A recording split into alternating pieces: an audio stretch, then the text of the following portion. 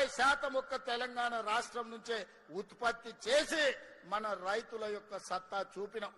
ఆ ఎల్ల ఏ ఊర్లో ఏ రైతు ఒడ్లు పండించినా ఇవి కాళేశ్వరం నీలే అని కూలేశ్వరరావు చెప్పేటోడు.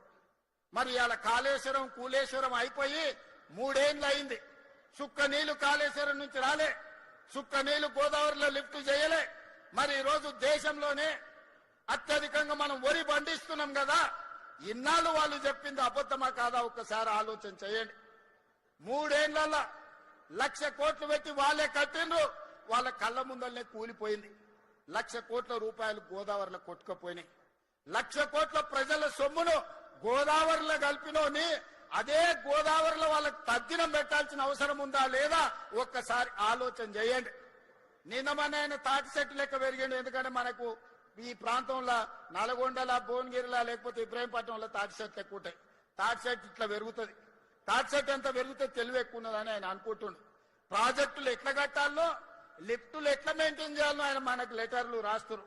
నీ ముఖం 10 ఏళ్ళు నువ్వు అట్లా ఏడ్చినందుకే అది కాళేశ్వరం కాస్త కూలేశ్వరం అయింది.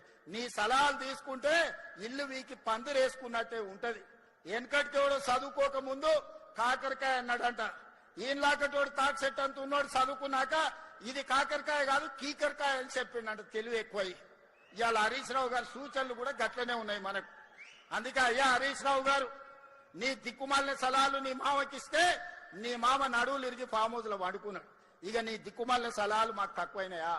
అందుకే నోరు మూసుకొని ఉండమని చెప్తున్నా. నువ్వు ఉండకపోయినా 94 నుంచి 2004 వరకు తెలుగుదేశం పార్టీ అధికారంలో ఉన్నది.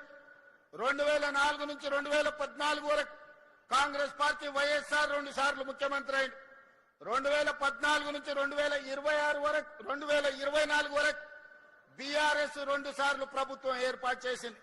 నేను ఇవాళ మా రంగారెడ్డి జిల్లా సోదరుల సాక్షిగా నేను చెప్పదలుచుకున్నా, 2024 నుంచి 2034 వరకు ప్రజాపాలన ఉంటుంది.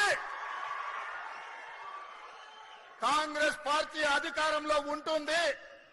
అభివృద్ధి చేయడమే కాదు, సంక్షేమ పథకాలను అమలు చేసి ఆనాడు రేషన్ కార్డు ఇయ్యే ముఖం లేదు మీకు.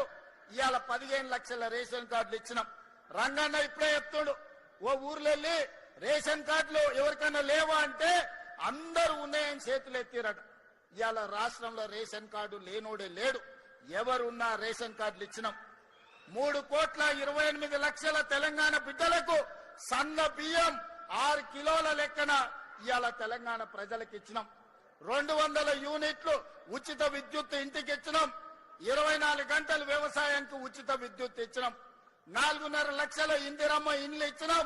మొన్ననే 1,25,000 ఇండ్లు ప్రారంభోత్సవం చేసుకున్నాం. మళ్ళొక్క 2.5 లక్షలు గ్రామీణ ప్రాంతాలలో, ఇంకొక 1,00,000 హైదరాబాద్ నగరంలో శ్రీనివాస్ రెడ్డి గారు ప్రకటన చేశారు. అంటే దాదాపుగా 8 లక్షల ఇండ్లు ఇవాళ మనం మంజూరు చేసినాం.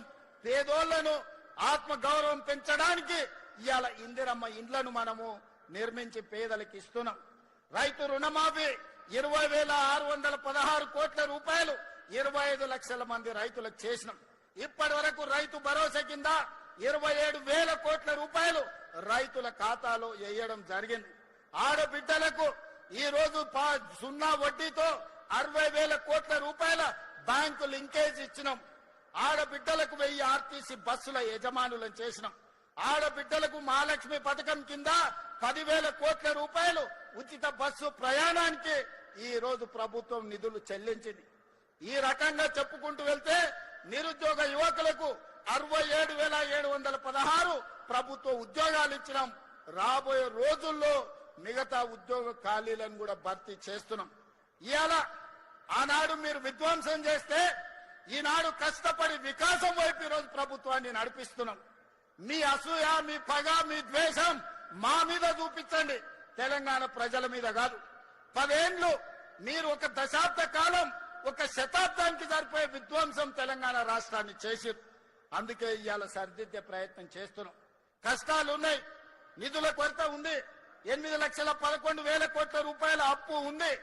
అయినా ధైర్యం కోల్పోకుండా, వయసు చిన్నదైనా బాధ్యత పెద్దది, తెలంగాణ ప్రజలు నమ్మకం, విశ్వాసంతో ఈ బాధ్యత అప్పచెప్పింది కాబట్టి రోజుకు 18 గంటలు కష్టపడి ఈ సమస్యల్ని పరిష్కరించే ప్రయత్నం చేస్తున్నా. మిత్రులారా, మీరందరూ కూడా నాలాగనే వ్యవసాయ కుటుంబం నుంచి మధ్య తరగతి నుంచి వచ్చిన వాళ్ళే కదా. సమస్యలు వస్తే పారిపోతామా? సమస్యలు చూసి ఆత్మహత్య చేసుకుంటామా? లేకపోతే నిలబడి కొట్లాడి సమస్యల్ని పరిష్కరించుకుంటామా?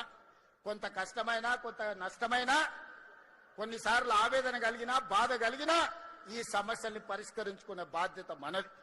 అందుకే ఈనాడు మీ సోదరుడిగా మీరు అండగా నిలబడ్డారు. మీరు ఇచ్చిన ధైర్యంతో ఫామ్ హౌస్ లో వండుకున్న కేడీతోనైనా ఢిల్లీలో ఉండే మోడీతోనైనా కొట్లాడడానికి ధైర్యంగా ముందు నిలబడతా. ఎవరినైనా మెడలు వంచుతా. కిషన్ రెడ్డి బండి సంజయ్ గారు తమాషలు చేస్తున్నారు. శాతనైతే శాత కాకపోతే దీపో అని. అల్లా తప్పగా రాలే బండి సంజయ్ కిషన్ రెడ్డి గారు. తొక్కుకుంటూ వచ్చినాం. కార్యకర్తలు కష్టపడుతూ వచ్చినాం. కార్యకర్తలు ప్రజలు కోరుకుంటే వచ్చినాం. 12 ఏళ్ళైంది మీ మోడీ. మేము పండించిన పంట కొనడా? ఫస్ట్ మోడీని గద్దె దిగమను. రాహుల్ గాంధీని ప్రధానమంత్రిని చేసి తెలంగాణలో పండించిన ప్రతి గింజ కేంద్ర ప్రభుత్వంతో నేను కొనిపిస్తా. పాలమూరు రంగారెడ్డి ఎత్తిపోతల పథకాన్ని జాతీయ ప్రాజెక్టు చేపిస్తా.